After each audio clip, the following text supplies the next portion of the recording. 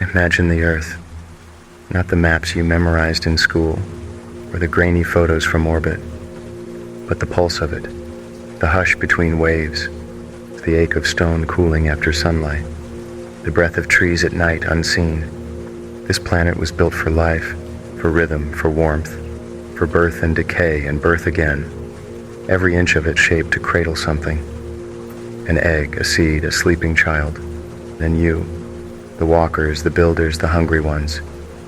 You took root faster than the forest, named things before understanding them, stamped your hands into every surface like it owed you something.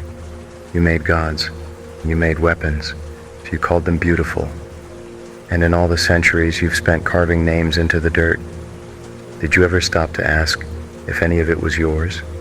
No, I thought not, which is why they are returning, not to punish, not to reclaim, to witness, to see what their creation has become. I ride before the others. I always do. It is my role to descend first, not to herald, not to cleanse, but to make sure the air won't kill them.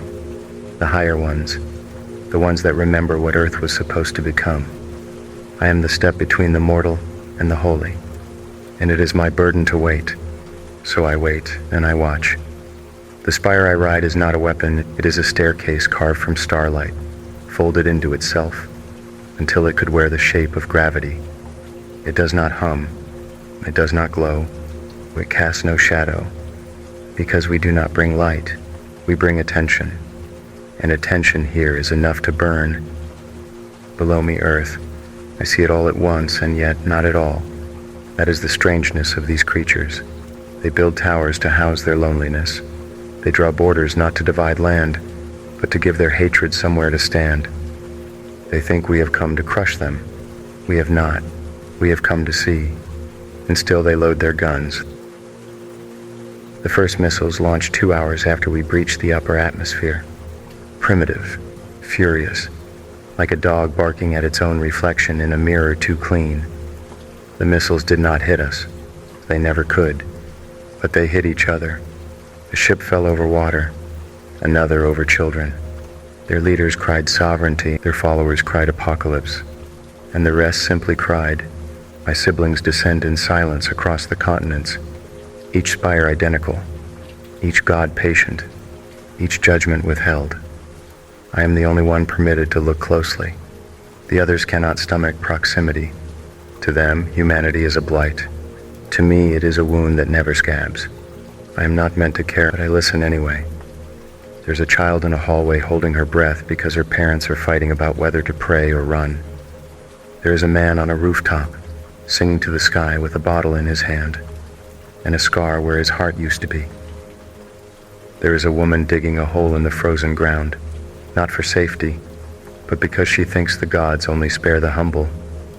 And I do nothing. A general declared war on us from the floor of a marble hall. He shouted at the ceiling, said the spires were an affront to sovereignty, called us cowards. His own men turned their backs before the cameras cut. They do not know what they want, only that they want it loudly. And through it all we descend like thought sinking into memory.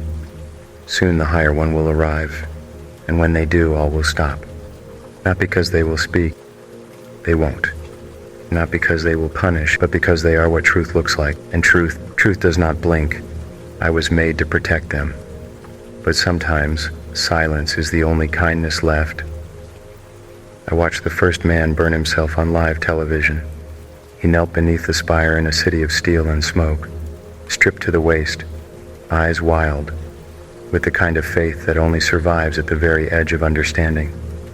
He poured gasoline over his shoulders like holy oil, lit a match, and whispered something I could not hear, not because I was too far, but because it wasn't meant for me. He did not scream, but the people watching did, not out of grief, out of confusion, because he wasn't protesting, he wasn't praying, he just wanted to be the first. The world began to hum with the frequency of panic, not loud at first, just beneath things. Newscasters forgot how to blink. Heads of state began sleeping in conference rooms. Church bells rang at the wrong times, even when there were no churches nearby. and every night there were more lights in the sky that hadn't been cataloged the day before. They were not ours. In the markets, people hoarded seeds, bullets, candles, knives. In the cities, they carved new names into their skin and stood shirtless in the rain, daring us to notice. A man took a blowtorch to the base of a spire. It didn't flinch. He melted before it did. One country launched a weapon called the Lamb. They thought naming it after something gentle would confuse us. It exploded before it left the atmosphere. They blamed the wind. Then they blamed each other. Then they blamed the poor. I drifted lower against instruction. I was not meant to be this close. Proximity brings attachment, and attachment becomes ruin. But I could not look away. I watched two brothers beat their neighbor to death in a field over a rumor that his grandfather had once prayed to something foreign. I watched a girl hanged from a light pole by a crowd chanting the name of a country that didn't exist. I watched a general execute his own translator because he thought he heard my voice inside the man's mouth. I had said nothing. We were never going to speak. That was the first rule. The higher ones observe, the lesser ones shield. No interference, no judgment, no blessing, only presence. And yet, the very shape of our presence was enough to unravel them. At night, I walked the cities like a rumor. No one could see me unless I wanted them to. They called me the smoke bishop, the false witness, the last pilgrim. I watched a woman give birth in a cellar while drones passed overhead. She named the child Silence. I watched a child bury her parents in frozen soil using a teaspoon, sobbing not from grief, but because she couldn't remember what they looked like anymore. I watched a preacher set himself on fire next to the first man's ashes and scream, "Do you see us now?" We did. We always did. I stood at the threshold between sky and breath. The senior god was almost here. Their arrival would not shake the earth.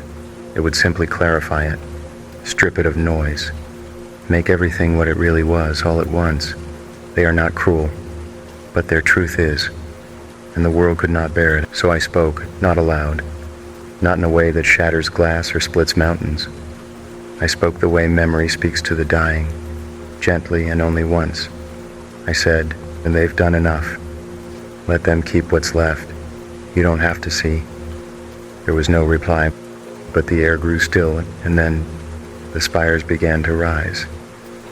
Just enough to make the world ache with the silence they left behind. People fell to their knees and streets flooded with ash. They held each other. They wailed like children left in the woods too long. Some were grateful, some were furious, most were just quiet. I stayed behind because someone had to listen to the echo of what they'd become. And I heard a dash, the low moan of something deep beneath the crust. Not a roar, a shift. Like the earth was tired of standing still. Like something older than gods had finally rolled over in its sleep. Like a hole was beginning to open. And I realized they would not remember the spires, but the ground would.